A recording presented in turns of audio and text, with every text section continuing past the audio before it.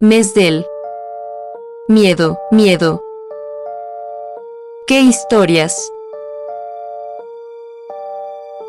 nos contarás tú? Eduardo te estará siguiendo. Cada paso que des yo te estaré siguiendo. Siempre recuerda eso. No descansarás ni un segundo. Yo estaré en tus peores pesadillas. Así que mantente alerta. Que voy por ti.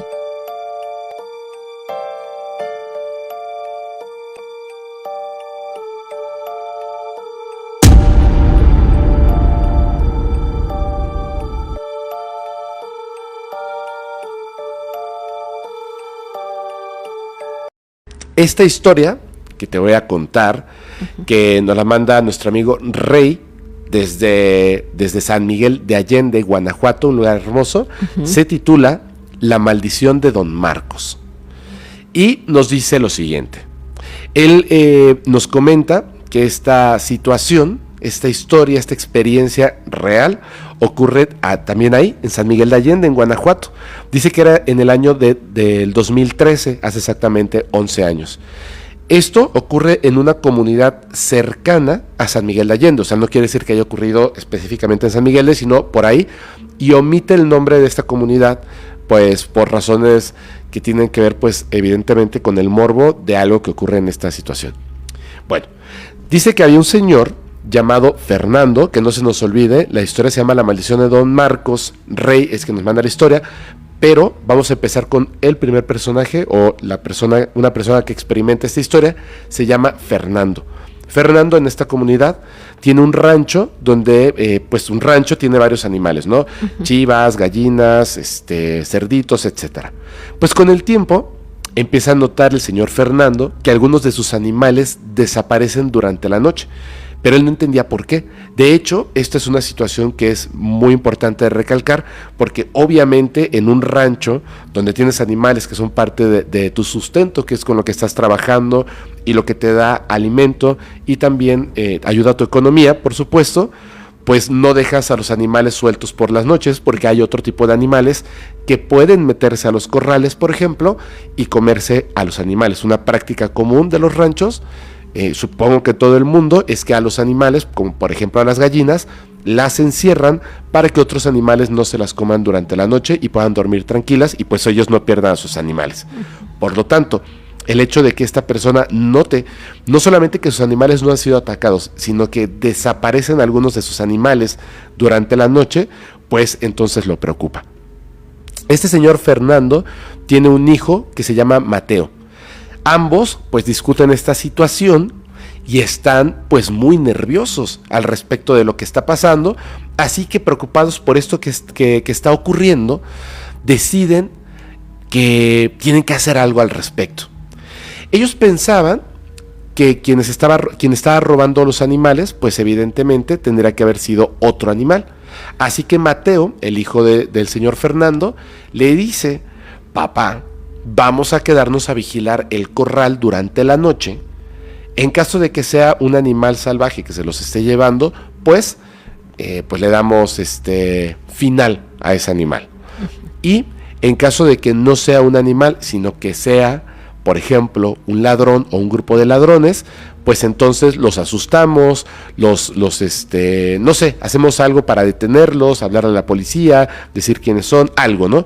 Pero evitar que esta situación ocurra, y hay que quedarnos a vigilar durante la noche. Entonces, el papá acepta, y esa misma noche se colocan en la parte superior de su casa, y desde ahí comienzan a hacer guardia, pues tienen una mejor visión. Pasan las horas, llega la madrugada, y el señor Fernando y Mateo observan algo que les parece bien extraño. A esas altas horas de la madrugada observan que se viene acercando, avanza y entra al corral un chivo negro, grande, y que además dice que caminaba de una manera como misteriosa. Ellos observan a este animal, pues es un chivo, que ingresa al corral, toma a uno de los animales y lo separa del resto y comienza a empujarlo hacia la oscuridad. Y después de empujarlo hacia la oscuridad, desaparece junto con este animal. Ellos observan esto que hace este chivo y se quedan absolutamente sorprendidos. O sea, de hecho es tan extraño lo que acaba de ocurrir que no hacen algo al respecto. Se quedan observando esta extrañísima situación. Nunca pensaron que el chivo iba a hacer algo así, que se pudiera robar un animal. Entonces deciden volver a hacer otra vez guardia una noche más, pero esta vez con la intención de capturar a ese chivo. Y así lo hacen. Se quedan en la noche otra vez y en la madrugada nuevamente este chivo vuelve a aparecer. El señor Fernando y su hijo Mateo estaban listos. Cuando ven que ya está entrando al corral, ellos bajan rápidamente, el chivo se da cuenta, trata de huir, lo acorralan y de hecho el señor Fernando, que estaba furioso por esta situación, o sea, es un chivo que se está llevando sus animales, grita en su desesperación: ahora sí, pinche chivo, vas a pagar por todo lo que me has robado. El chivo trataba de huir, pero no le disparan, simplemente lo atrapan. Y entonces, pues, le amarran las patas y se lo llevan. Uh-huh. Ellos piensan, pues bueno, al final es un chivo, ¿qué vamos a hacer, no? Es un borrego. Bueno, es un chivo. Y dicen, ¿qué vamos a hacer? Pues vamos a preparar barbacoa. Y pues, de hecho, ya se llevó nuestros animales, pues vamos a darle final, ¿no? Entonces, Fernando le pide a su esposa y a su hija que preparen todo para la comida del día siguiente. Y les dice, mañana nos vamos a comer este chivo que tantos problemas nos ha causado. Y bueno, el chivo gritaba, trataba de desamarrarse de las patas, pero pues ellos simplemente es un chivo, lo agarraron, le cortan, ya sabes, le rebanan el cuello, pues le quitan la vida al chivo. Y entonces, pues comienzan a trabajar, ¿no? Colocan una vaporera para que se cocinara durante toda la noche, porque pues lo que querían hacer era barbacoa. Para la gente que no lo sepa, es un alimento que se hace con borrego, con chivos, donde ponen las piezas y los dejan ya sea enterrados o en un horno, los toda dejan que el vapor durante mucho tiempo, durante toda la noche, el vapor cocina la carne y queda súper suave y deliciosa. Bueno, ellos hacen esto y se van a dormir. A la mañana siguiente, el señor Fernando pues está emocionado porque además de que ya detuvieron esta situación, además tienen un montón de barbacoa. Así que va a revisar la vaporera pues para ver cómo está quedando la barbacoa que dejaron desde la noche anterior. Pero cuando abre la tapa, su familia entera lo escucha gritar con un grito horrible, aterrador, espantoso. Su esposa y su hija corren hacia él y cuando llegan lo ven que está como en estado de shock el señor Fernando, no entienden qué es lo que está pasando y entonces se asoman a ver la vaporera donde ya ha retirado la tapa y lo que hay dentro también las pone en un estado de shock. No habían piezas de chivo, lo que había allá adentro era el cuerpo en pedazos de un hombre. No manches. Partes de un ser humano ya cocidas, ya preparadas como alimento. Llega el hijo, llega Mateo, y dice, ¿qué pasa, no? Empiezan, papá, y cuando se asoma, empiezan de repente, pues después de la impresión, del shock, del llanto, del horror de lo que estaba ahí. Del asco. Pues, del asco, o sea, pero están, imagínate, o sea, ver un cuerpo en pedazos y además cocinado. Y aparte, exacto, cocinado. Y están muy espantados, ¿qué es eso? ¿Qué es eso? Y entonces dicen, ¿sabes qué? Tenemos que hablarle y dar aviso a las autoridades. O enterrar los restos y guardar silencio. La verdad es que, híjole, esto es una situación terrible, ¿no? Pero piensan, o sea, si vamos con las autoridades no nos van a creer lo que pasó. Así que lamentablemente tienen que optar evidentemente por lo segundo. Mateo, el hijo, cava un agujero bien profundo y allí entierran pues estas partes del cuerpo ya cocinado. Pasan los días, la familia está muy mal y además en este poblado comienzan los rumores de que un hombre llamado Marcos, el cual era un vecino del rancho, había desaparecido. El señor Fernando, que fue el que había descubierto, digamos, el cuerpo y que además había cortado las partes de este chivo, no pudo con la culpa.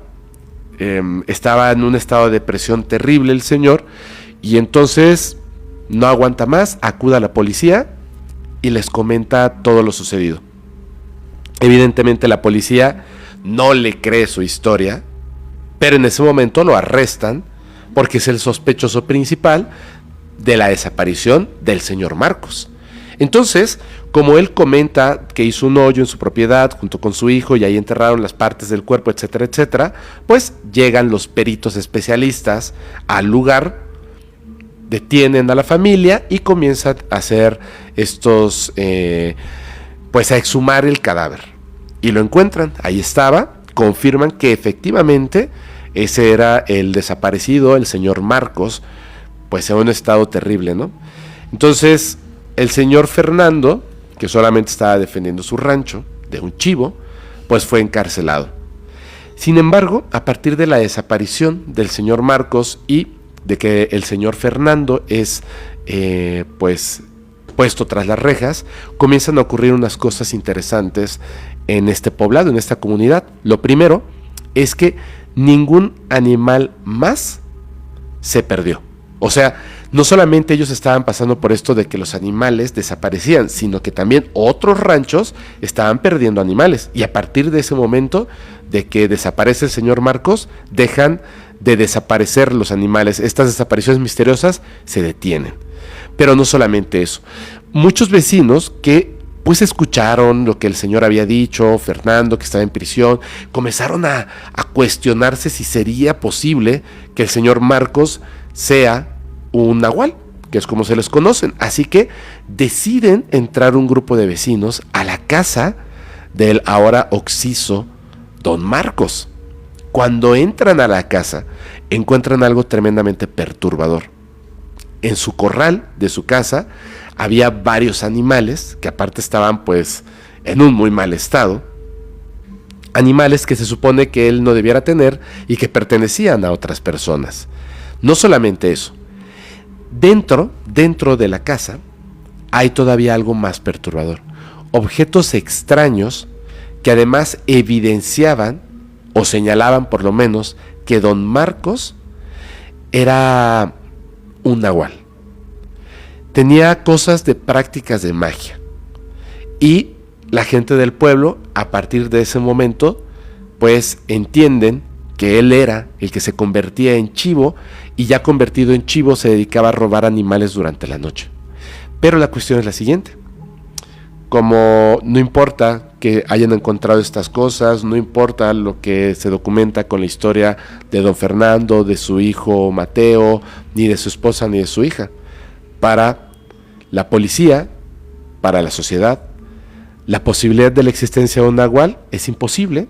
Por lo tanto, hoy en día, actualmente, el señor Fernando continúa en prisión, pagando por un crimen que muchos creen que no fue del todo humano.